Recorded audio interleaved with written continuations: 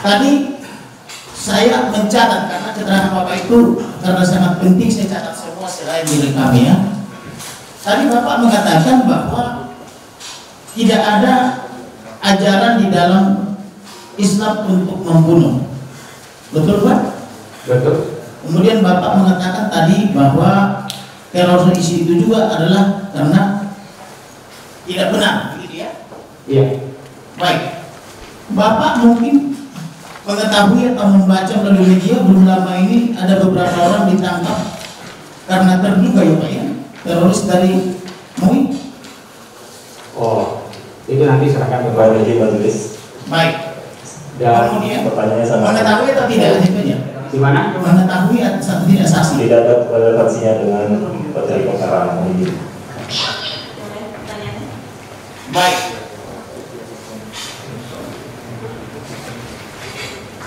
Saudara saksi, masih saksi yang sama.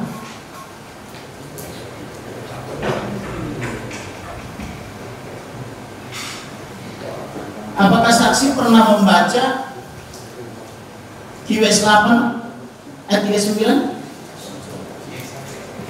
Apa itu? Quran surah itu QS atau surat Quran atau Quran surah? Coba Anda baca. Saya baca ya Pak ya. Dan perangilah mereka supaya jangan ada fitnah, dan supaya agama itu semata-mata untuk Allah. Jika mereka berhenti dalam kurung dari kekafiran tutup kurung, maka sesungguhnya Allah Maha melihat apa yang mereka kerjakan. Apa itu? Maksudnya tadi kan Bapak bilang tidak ada Anda baca apa itu? Al-Quran. Coba baca Al-Quran yang terjemahannya. Berbahasa Indonesia terjemahannya. Lalu ayatnya apa? Quran surah 8 ayat 39. Kemudian selanjutnya Quran surah 14. Silakan majelis. Supaya lebih fair ditampilkan Qurannya, surat mana? QS itu bisa question short atau Quran surah yang 8 ayat 39. tolong ditampilkan di depan majelis. Tetap lihat. Baik, silakan. Surah 8 Quran surah. Saksi.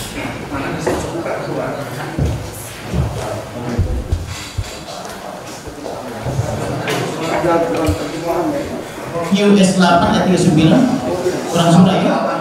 Ya, Quran surah 914. Saya ambil dari Google Online aplikasi.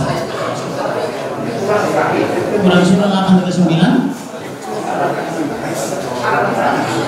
Saya ambil dari aplikasi Al-Quran. Suratnya dulu surat pertama. Iya. Iya. Ayatnya 39. Betul. Kita buka 39 Al-Anfal 39. Orang tidak dulu 39 ini ya. 39 baca Pak. Atau yang siapa aja siapa? Ini. Ada suratnya Bapak. Saya bacakan, saya bisanya bacakan terjemahan ya Bapak ya. Dan perangilah mereka itu sampai tidak ada lagi fitnah maksudnya, dan agama hanya bagi Allah semata. Jika mereka berhenti dalam kurung dari kekafiran untuk kurung, maka sesungguhnya Allah Maha melihat apa yang mereka kerjakan. Sudah. Ya. Ya.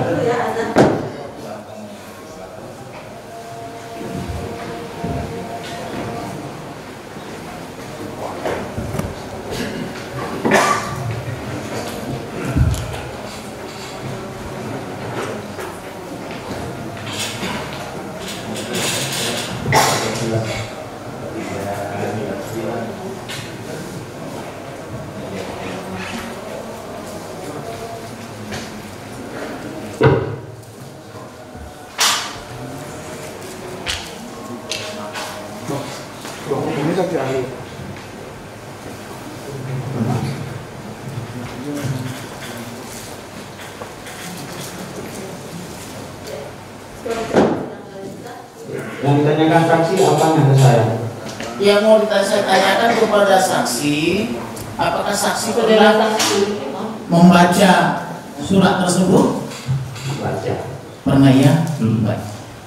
Saya tadi tergelitik membuka itu karena saksi tadi mengatakan bahwa tidak ada perintah untuk memerangi atau membunuh kecuali karena diperangi. Nah, ya pertanyaan saya, apakah konteks itu sedang lagi diperangi atau dalam keadaan damai? Itu pertanyaan saya, saudara saksi. Yang tadi saya sempat jelaskan, memahami Al-Quran itu jangan pakai bahasa Indonesia, pakai bahasa Arab. Qatil di situ kan beda, membunuh dan memerangi itu beda. Jadi memerangi itu seperti memerangi kebodohan, memerangi sampai tidak ada fitnah. Walaupun nulillah, agama hanya kepada Allah. Karena diartikan sebenarnya membunuh dalam arti menghilangkan nyawa manusia. Itu tidak bisa dikonfrontasi bahasa bahwa agama tidak mengajarkan membunuh, lalu dengan ayat itu dianggap disuruh membunuh. Itu yang perlunya ngaji. Pertanyaan saya, Pak, orang seperti apa yang dimaksud oleh ayat itu sesuai pemahaman? Ya bahwa kita ini, mari kita berjuang di jalan Allah sampai orang agamanya itu kepada Allah. Kenapa ditujukan kepada kafir saja, Pak? Wayakuna timulillah, mana yang bukan kafir saja. Wa qatilukum hatta la takuna fitnatun wa yakuna. Jadi kepada mereka, kalau mereka yang sudah Islam, apa yang diperjuangkan lagi? Jadi yang dimaksud kafir itu siapa, Pak? Kafir itu adalah orang yang tidak memahami terhadap keesaan Allah, itu kafir. Baik. Apakah Bapak pernah mendengar ucapan daripada hambanya Muhammad mengatakan bahwa Isa dan pengikutnya itu berada di atas kafir hingga akhir zaman? Pernah mendengar? Berada di mana? Berada di atas kafir hingga akhir zaman. Isa dan pengikutnya. Enggak, kalau yang di dalam Islam itu semua pengikut para nabi yang benar adalah orang yang bertauhid. Hanya syariatnya berbeda. Bukan pertanyaan saya, Bapak sebagai saksi pernah tidak mendengarkan gitu? Enggak. Tidak pernah. Enggak. Apakah saksi pernah mendengar bahwa Isa itu terkemuka baik di akhirat maupun di dunia maupun di akhirat? Gimana? Pernah mendengar bahwa surat yang mengatakan bahwa Isa itu dan pengikutnya terkemuka di dunia maupun di akhirat? Enggak. Belum pernah ya? Baik. Tadi Bapak berbicara dalam memahami Al-Quran itu secara tekstual dan kontekstual. Betul? Memahami, ya. Oke. Bisa Bapak jelaskan seperti apa itu tekstual, seperti apa kontekstual? Nah, tekstual itu adalah memahami Al-Quran hanya pada makna per makna, yang zahir dari makna. Kemudian bagaimana menerjemahkan Al-Quran di dalam kehidupan, penafsiran dalam kehidupan sehari-hari sesuai dengan konteksnya, sesuai dengan kondisinya. Semacam mengaplikasikan begitu dalam diri? Iya, dalam aplikasi Al-Quran itu ada, itu yang harusnya tekstual seperti ulama. Bagaimana menerjemahkan Al-Quran di dalam kehidupan sehari-hari itu yang sesuai dengan urusan, khususnya di dalam masalah muamalah. Kalau akidah nggak bisa dikontekstualisasikan. Itulah di dalam Islam ada bilang nggak semuanya bisa dikontekstualisasikan. Akidah nggak bisa dikontekstualisasikan. Tetapi muamalah itu sangat dikontekstualisasi. Itu yang disebut dengan ada yang tadi tekstual, yang literalis secara memaknai agama, Al-Quran itu. Ada yang namanya kontekstual, di mana Al-Quran itu ditarik di dalam kehidupan nyata sesuai dengan konteksnya. Itu ekspor, nggak sembarang orang. Nggak sembarang orang, Pak ya. Baik. Kemudian saya mau bertanya tentang keterangan saksi tadi kepada majelis hakim maupun kepada jaksa yang menyatakan bahwa kalau saja bersalawat untuk nabinya Muhammad Rasulullah, begitu ya Pak ya? Betul. Apa itu maksud bersalawat? Memberikan rahmatnya. Tadi sudah dijelaskan kalau Allah bersalawat kepada Nabi memberikan rahmatnya, kalau malaikat mendoakan dan memintakan ampunnya. Baik. Bila demikian, apa sih arti bersalawat? Berdoa atau memberi rahmat? Nah, ini nanti ada ngaji aja kalau makna itu sudah lumrah di kita berselawat. Tidak bisa dijelaskan ya? Nanti kalau Anda mau ngaji harus isi khusus ya. Baik, ya. Terima kasih Bapak saksi untuk menjawab. Baik. Karena itu sudah biasa di kita berselawat, tidak perlu dimaknai lagi makna itu bagi kita. Baik. Jadi maklum nanti di darurat namanya. Baik. Bolehkah saya katakan berselawat itu beribadah atau berdoa? Ya, bersolawat itu artinya, bisa jelasin. Solawat itu adalah kalau dari Allah itu memberikan rahmatnya, kalau dari malaikat itu memintakan ampunnya kepada Allah Subhanahu wa Ta'ala. Ya ayyuhalladzina, kalau dari manusia kepada Allah bersolawat itu adalah memohonkan rahmatnya kepada Allah kita, dan kita agar dekat dengan Allah melalui dengan salawat kepada Nabi Muhammad itu.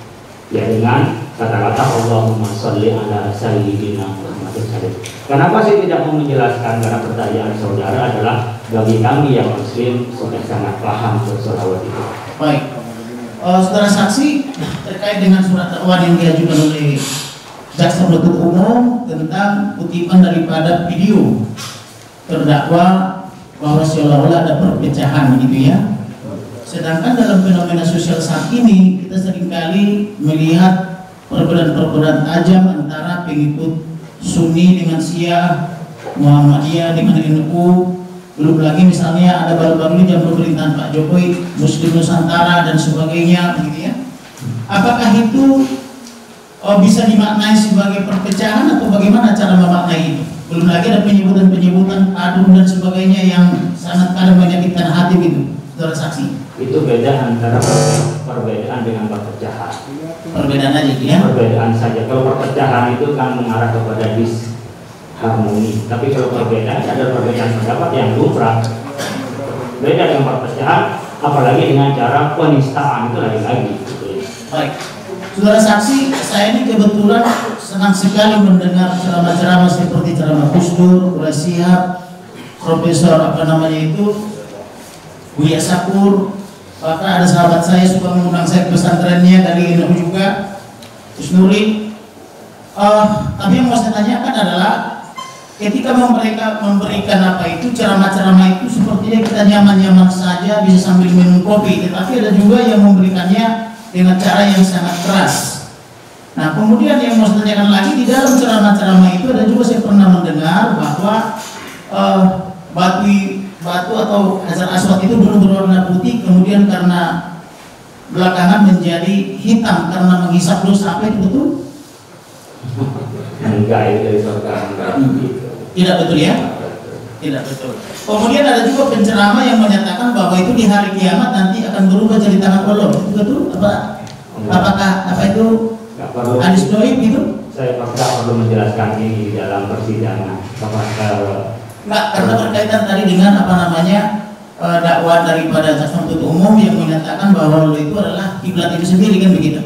Ya, saudara saya tidak perlu menjelaskan itu. Baik, tidak perlu dijelaskannya. Baik, hak daripada saksi ya. Iya. Kemudian tadi ada pertanyaan, kemanakah umat Islam atau umat Rasul pasca meninggal? Kan begitu tadi kurang lebih penjelasan jaksa di dalam surat dakwaannya. Kemudian yang saya tanyakan adalah, ada nggak salah satu surat atau ayat misalnya untuk diberikan kepada terdakwa ini supaya dia yakin, yang menyatakan bahwa ada kepastian kemana perginya pasca kematian? Karena sebab ketika hambanya Muhammad ditanyakan di mana orang tuanya, dia pun menjawab di neraka. Apakah itu sedang bercanda atau serius? Kami kurang paham. Tapi tolong saudara saksi jelaskan. Terima kasih. Pertanyaannya yang mana? Pertanyaannya, kemanakah umat muslim pergi pasca meninggal? Oh, udah jelas. Kita ada namanya alam barzakh. Alam barzakh maksudnya? Alam barzakh. Alam barzakh. Alam barzakh itu adalah alam di mana kehidupan setelah kematian sampai menunggu hari kiamat. Baik. Di hari kiamat itu nanti akan dihisab amal baik dan amal buruknya, termasuk iman dan tidak imannya dalam keyakinan Islam. Nanti di yaumil mahsyar, tempat bertemunya orang-orang itu, di istilah Nabi Muhammad memberi pertolongan, namanya syafaat bahasa kita. Nah, di situ nanti kalau yang baik ya bisa, bahkan ada di sahabat Nabi langsung ke surga. Yang amal baiknya lebih banyak dan juga dapat pengampunan bisa langsung ke surga. Yang amal baiknya lebih sedikit daripada amal buruknya tapi gak diampuni, ini bisa ke neraka dulu, tapi nanti suatu saat oleh Allah diangkatkan ke surga. Tapi yang tidak beriman kepada Allah itu finnar khalidin fiha. Itu. Nah, pertanyaan saya saudara saksi itu tertulis di mana? Al-Qur'an. Enggak, di surat mana misalnya? Oh, nanti ada banyak Al-Qur'an, semua itu banyak yang menjelaskan. Ya, Al-Qur'an saja ya. 3 miliar itu ada semuanya penjelasan itu. Baik, terima kasih para saksi. Bagaimana dengan kaitannya dengan surat 19 ayat 71 yang pada pokoknya menyatakan bahwa semua orang pasti mendatangi dalam kurung neraka itu turun karena itu merupakan suatu kemestian dan merupakan ketetapan Allah. Majelis Itu ada dalam dakwah jaksa penuntut umum. Majelis kami sudah menekankan dan dia bersama tadi. Apakah perlu diulang menanyakan itu? Bukan. Pertanyaan yang jawaban tadi dikaitkan dengan surat itu. Semua yang surat ada di dalam dakwah kami Surat Maryam 1971. Sudah. Baik. Bila demikian, kalau jaksa keberatan kami ganti pertanyaannya, apakah Kami bukan keberatan. Jangan diulang kata majelis. Pertanyaannya apa? pertanyaannya karena tadi apa namanya saksi menjelaskan ada yang masuk surga ya, ada yang masuk neraka, ada yang masuk neraka dulu baru ditolong, kurang lebih begitu ya pemahaman saya sekilas tadi ya menangkapnya ya, betul? Iya, nanti kalau ayat itu saya jelasin tadi. Iya. Nah, pertanyaan saya kaitannya dengan surat 1971. Di situ kan dikatakan setiap orang, tidak ada pemisah-misahan. Kalau setiap orang kan semua. Begitu pemahaman saya. Tadi sudah dijawab Pak di ayat 72-nya ini. Kami mengatakan orang-orang yang bertakwa dan mengatakan orang mencari di dalam. Saya ingin memberikan insight saja kepada penanya, kepada pembela. Ya. Di dalam menafsirkan Al-Quran itu tidak terdapat satu ayat. Ada ayat lain yang menyambungnya. Selain ada ayat lain yang menyambungnya, adalah ada hadis yang menyambungnya. Apakah itu maksudnya Pak? Saksi bukan setiap orang? Bukan, Anda yang kurang paham mengenai saya maksud. Iya. Maksud saya, tidak satu ayat itu menjelaskan keseluruhannya. Tapi Al-Quran dari satu ayat dengan ayat lain itu menjelaskan. Termasuk yang saya jelaskan tadi adalah kandungan yang ayat Anda inginkan saya jelaskan. Apakah saksi mengatakan bahwa saya satu ayat itu tidak bisa berdiri sendiri, harus didukung oleh ayat lain? Pastinya adalah Baik. Kemudian belum lama ini ada juga fenomena di mana salah satu kasat kita mengatakan Tuhan itu bukan Arab. Kemudian itu juga ada dalam videonya terdakwa. Bagaimana saksi memahami itu? Tolong dipertegas majelis. Di mana hubungannya kasar atau maksudnya? Video nomor berapa? Di dalam surat dakwaan itu kan tadi termasuk di video-video itu Ya, video yang ada mana? berulang kali tadi bahwa di sumber segala dusta maupun di kitab kuning membingungkan maupun video lainnya terdakwa ini kan ada mengatakan bahwa jangan mengagungkan Arab gitu ya. Kemudian dan seterusnya termasuk menyinggung kitabnya dan seterusnya. Nah yang mau saya tanyakan kepada saksi, jangan dipotong-potong jaksa dulu, bagaimana cara kita atau cara saksi menyikapi itu? Ini kan tujuan kita kan supaya ada kedamaian. Kalau di Indonesia setuju saksi? Saya kok menyikapinya, nanti kalau jadi Anda berdua ke saya pesan. Nah pertanyaan saya kepada saksi, bagaimana cara saksi menjelaskan itu? Sudah tadi soal itu Arab itu bisa jelasin khususnya dengan saksi. Tapi usaha kasus di luar Anda mau belajar ke saya, termasuk teman-teman saya ketua FAPSED, forum antar umat beragama. Baik. Saya ketuanya, jadi kalau dengan umat lain saya biasa, tapi dalam kasus ini tidak ada hubungannya dengan terdakwa. Baik. Saksi tadi menjelaskan sudah bepergian ke berbagai negara, termasuk ke negara Timur Tengah dan Eropa. Yang mau saya tanyakan adalah, apakah saksi pernah bertemu dengan umat Nasrani misalnya di Mesir atau di belahan Timur Tengah lainnya? Oh iya pasti. Pasti.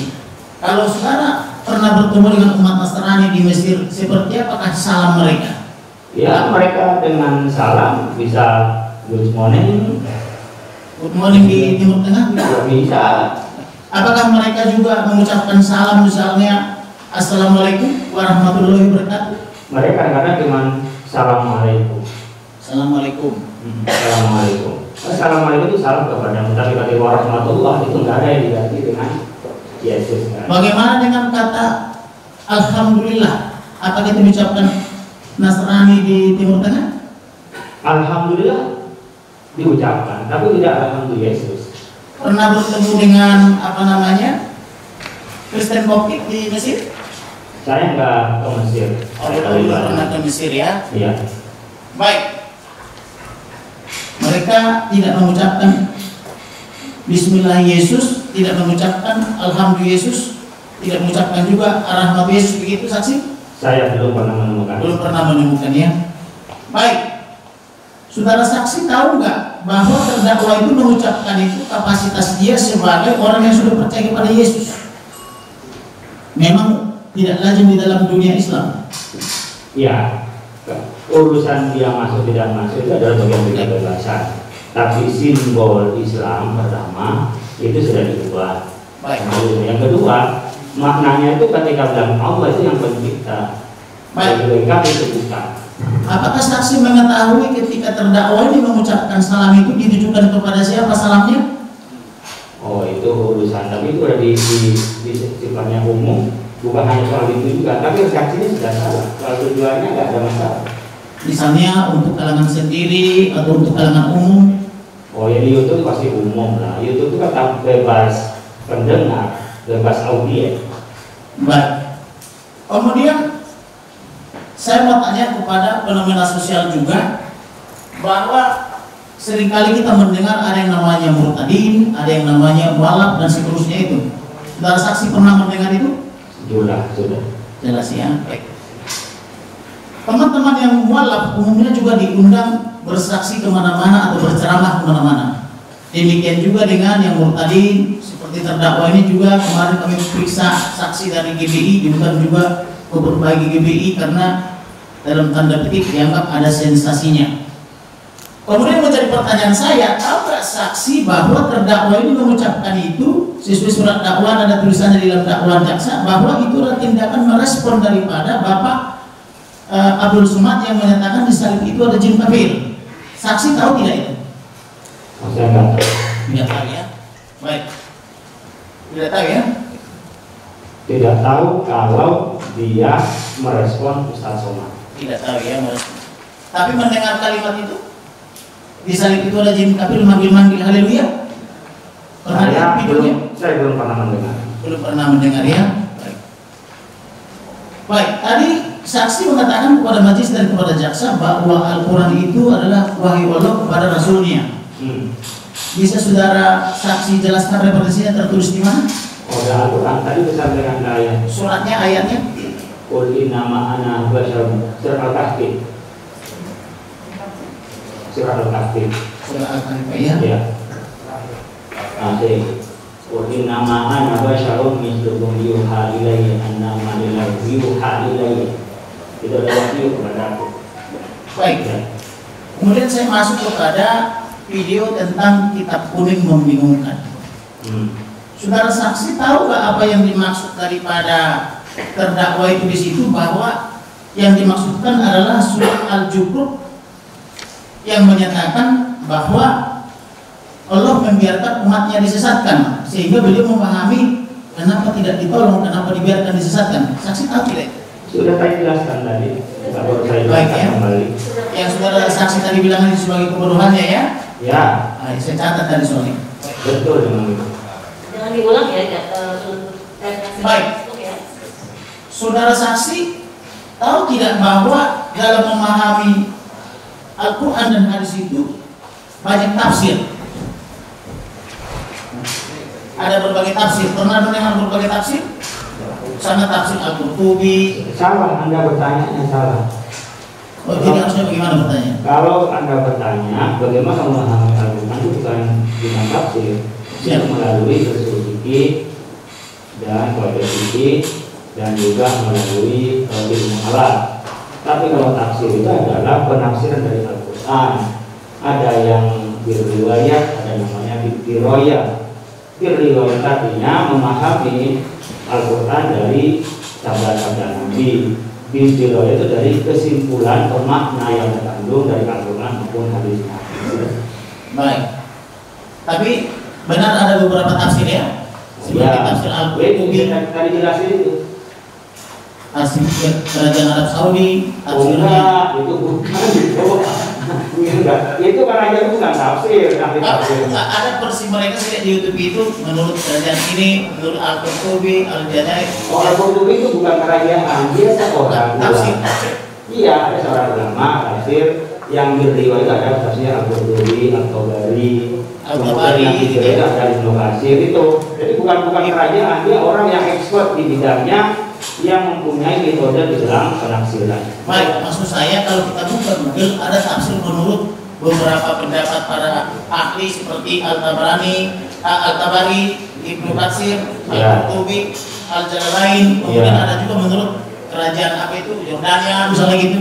Enggak, kalau kerajaan enggak ada. Kalau tadi benar. Yang empat tadi ada ya? Iya, tapi kalau raja kerajaan enggak. Pertanyaan saya, tafsir ini kan kalau kita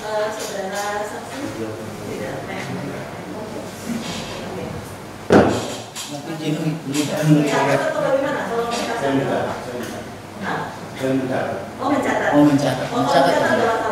Ya.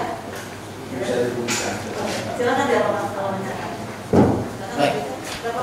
Saudara saksi, demikian juga dengan mazhab kalau kita lihat dalam pemahamannya juga kan seringkali juga ada perbedaan sedikit begitu ya saudara saksi ya? Iya.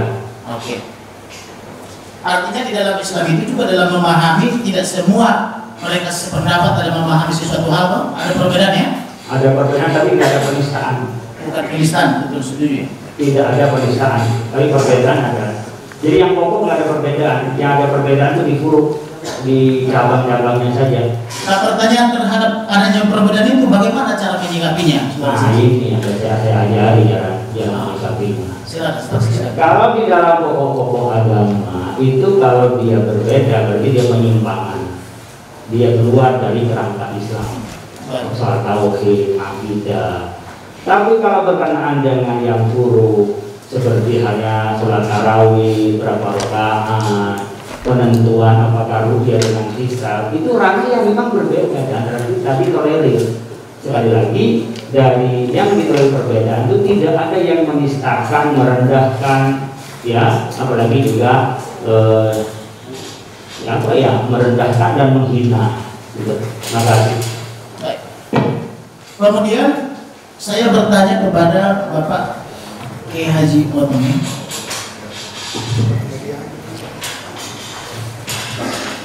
Izin Pak Kiai boleh jawab boleh tidak?